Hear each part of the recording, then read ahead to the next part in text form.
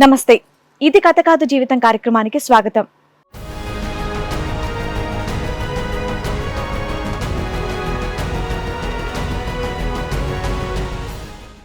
ఏంటి సమస్య? టచ్చెల్లులు వచ్చాయి కదా, భూమి మీద టచ్చెల్లులు వచ్చాయి కదా, ఆ సెల్లులో ఒక వ్యక్తి నాకు పరిచయం అయ్యాడు.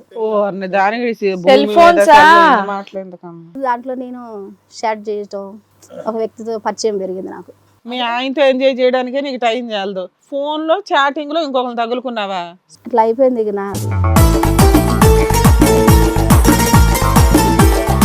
ఇంట్లో పని చేయవా? పని చేసుకునేది.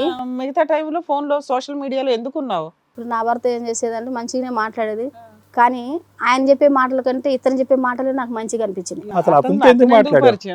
అతనితో ఏంది మాట్లాడాడంటే ఆయన మాటలు నాకు మంచిగా అనిపించింది. ఈ టైంలో మీ భర్తతో లవ్ ఉందా, మీ భర్త మీద లవ్ హరించిపోయిందా? భర్తతో లవ్ అంటే ఇతని మీద ప్రేమ పెరగడం వల్ల మా భర్త మీద ప్రేమ తగ్గిపోతా ఉంది. డైల్యూట్ అయిపోయిందా? బాగుందమ్మా ఇది. ఈయన మీద ప్రేమ పెరిగిపోయింది. ఏంటి కలుసుకుంటారా బయట, ఫోన్ లో మాటలేనా? కలుసుకున్నాం కూడా.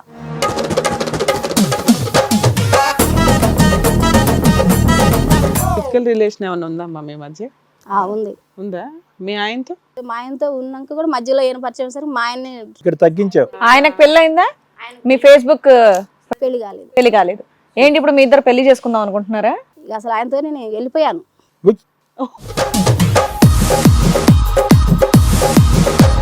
ఇతనితో పరిచయం, ఫిజికల్ రిలేషన్, ఇతనితో జంప్ అయిపోయావా? వెళ్ళిపోయాను. అయితే 6 నెలలనే ఇక నాకు ఇతని మీద అయిన మాటలను బట్టి ఈయన చూసేయన్ని నాకు ఎక్కువ అదే మీరు బాగా మత్తులో ఉన్నారు, అర్థం మత్తులు అయిపోయాను. చాలా మత్తులు అయిపోయాను. చాలా మాటలు, ఆయన మాటలు ఇంకా ఆయన మాటలు గుర్తొస్తున్నట్టున్నాయి మీకు కదా?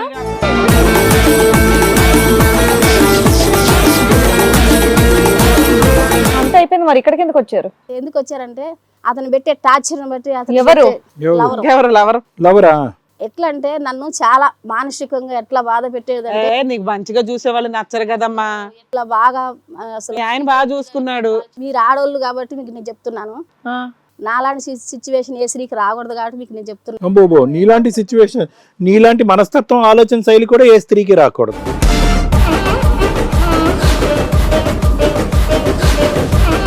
నీ భర్త దగ్గర సుఖం లేదు కాబట్టి నువ్వు నా దగ్గరకు వచ్చింది, నువ్వు కూడా శరీర సుఖం కోసం వచ్చినావు కాబట్టి అని చెప్పేసి నేను చేత కాకుండా పడుకున్నా నన్ను అట్లా బిహేవ్ చేసేది ఆయన. సుఖం అనే పదం ఒకటే కానీ అతని డెఫినేషన్ డిఫరెంట్. మామూలు కాదు, అసలు మామూలు టార్చర్ కాదండి, చెప్పకూడదు, అంత భయంకరంగా. అసలు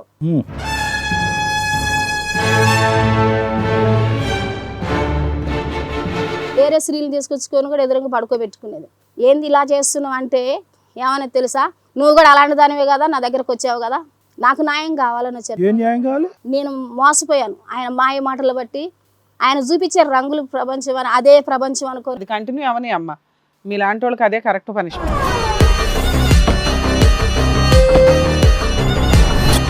తాగటం, అన్ని అలవాట్లు ఆయనకు లేని అలవాట్లు లేవు. అది వచ్చిన అమ్మాయిలకి డబ్బులు ఇవ్వటం, వాళ్ళకి కార్లు బుక్ చేసి పంపించటం. నేను ఇలా చేశానని చెప్పేసి నా తల్లి గారు కూడా నన్ను వదిలేశారు.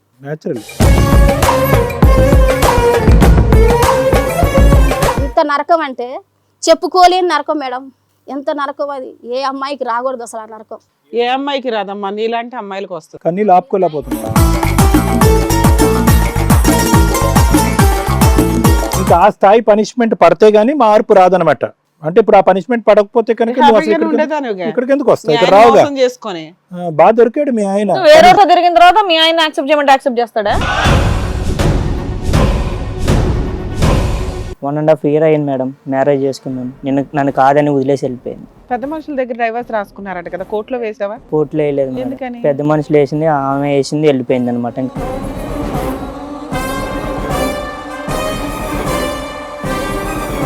నువ్వేనా ఫేస్బుక్ ఫ్రెండ్? ఏమో నువ్వు అసలు మాయలు మంత్రాలు చేసావట, నీ మాటలకి నిద్ర కూడా పోయేది కాదట నువ్వు మాట్లాడపోతే. పెళ్ళైన అమ్మాయితో నీకేం పని? నాకు తెలియదు మేడం పెళ్ళైనట్టు. చెప్పలే, తర్వాత తెలుసుగా లేపుకెళ్ళిపోయినప్పుడు. అప్పుడు కూడా ఏం చెప్పలే మేడం.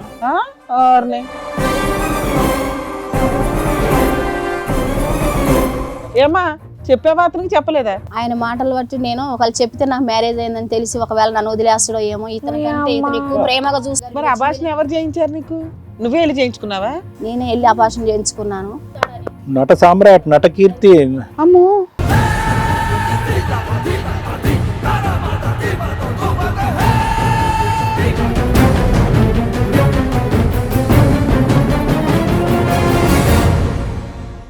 ఇది కథ కాదు జీవితం ప్రోగ్రామ్ అందరికంటే ఒక రోజు ముందుగా మీరు చూడాలి అనుకుంటే వెంటనే డౌన్లోడ్ చేయండి హిట్ టీవీ యాప్. ఇందులో మీరు నచ్చే మెచ్చే కంటెంట్ సిద్ధంగా ఉంది. మరి ఇంకెందుకు ఆలస్యం, వెంటనే డౌన్లోడ్ చేసుకోండి హిట్ టీవీ యాప్.